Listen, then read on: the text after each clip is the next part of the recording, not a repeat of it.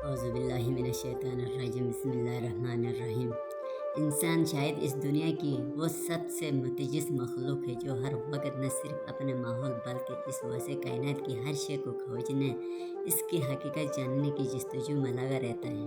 یہی کھوج اس سے آج چاند، ستاروں اور کروڑوں نوری سالوں کے فاصلے پر واقع کہکشاؤں تک لے گئی ہے۔ جو سوال ہمیشہ سے اس کے دماغ میں کلبلاتے رہتے ہیں، ان میں اول کائنات کے ان سربستہ رازوں کا حصول ہے جن میں سے کچھ سے پردہ اٹھایا جا چکا ہے اور بہت سو کی کھوج ابھی باقی ہے۔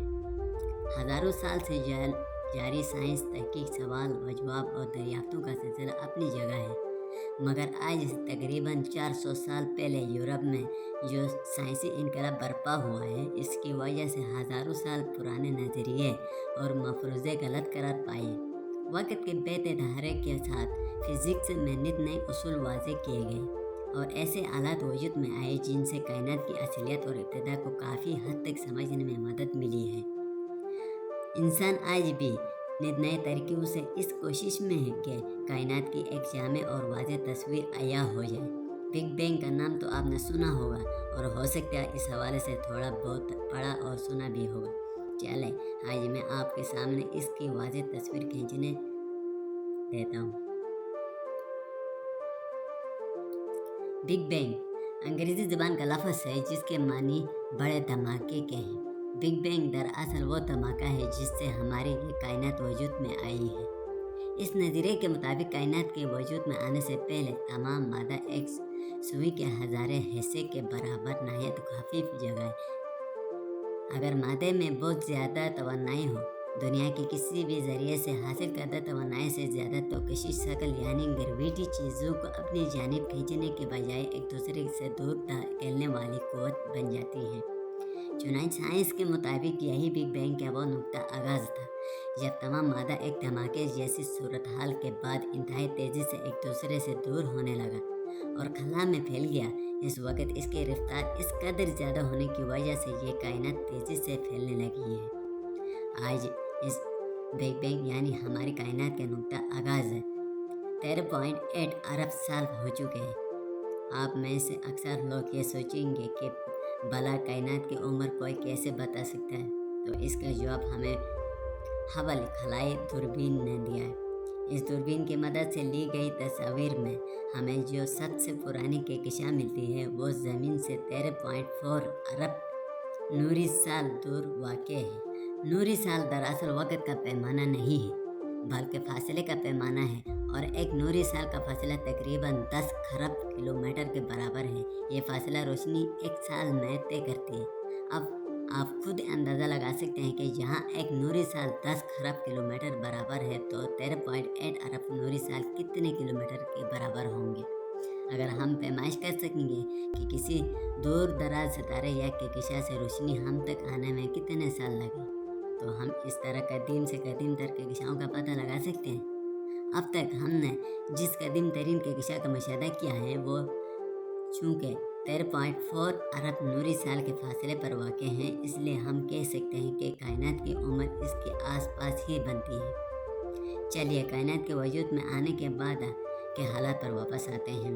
13.8 ارب سال پرانے نہ یہ سورج تھا، نہ یہ ستارے، نہ یہ کہکشاں، نہ یہ نظارے، بلکہ صرف دھماکے کے نتیجے میں پیدا ہونے والے بڑے بڑے ہائیڈروجن گیس کے بادل تھے۔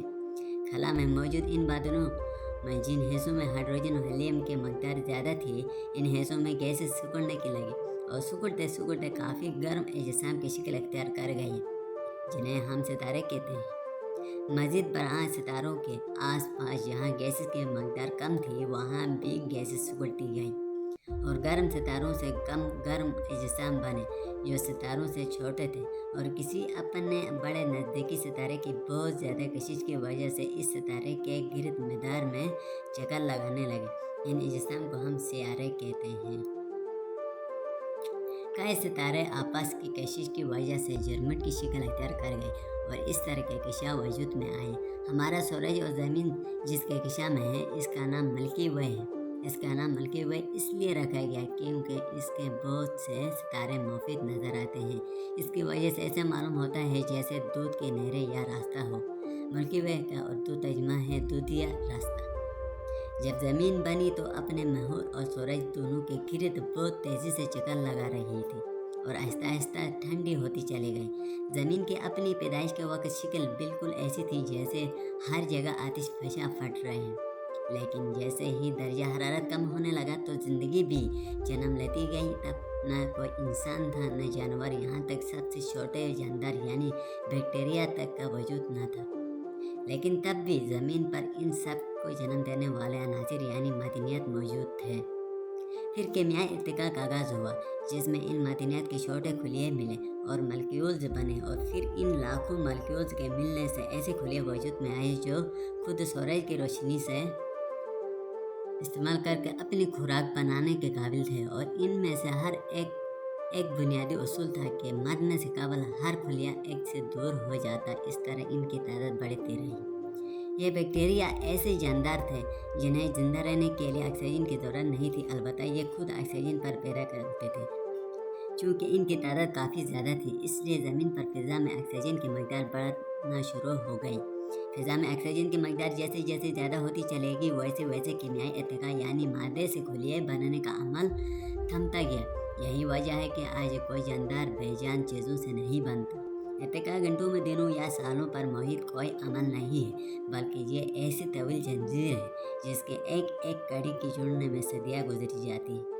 अब कीमियाई इर्तिका के बाद हयातियाती इर्तिका यानी छोटे जानदारों से दूसरे बड़े जानदारों के बनने का अमल शुरू हुआ।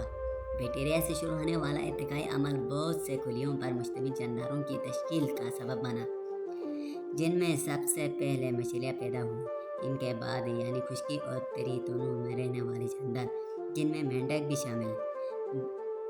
फिर यानी रेंगने वाले जानवर जिनमें छिपकलियाँ, मगरमच्छ वगैरह शामिल है। फिर परिंदे और सबसे आखिर में मामूलिया जानवर, भेड़, बकरी, गायें, इंसान वगैरह शामिल है। बतदरीज वजूद में आते गए। इन भरपूर मालूमात और तेज़ तर टेक्नोलॉजी के ज़रिए मैसर होने के बावजूद आज भी इंसान कायनात के सरबस्ता राज़ों की गतियाँ मुकम्मल तौर पर सुलझाने से कासिर है, क्योंकि इस तवील तरीन जंजीर की कई कड़ियाँ अब तक गायब हैं। मगर तलाश और जस्तजू का सफ़र जारी है। हम उम्मीद करते हैं कि मुस्तक़बिल करीब में मज़ीद नए इंकशाफ का होना बाकी है और बाद में कायनात की हकीकत, असलियत, इब्तिदा और इंसानी इर्तिका को मज़ीद गहराई में जाकर समझना मुमकिन होगा।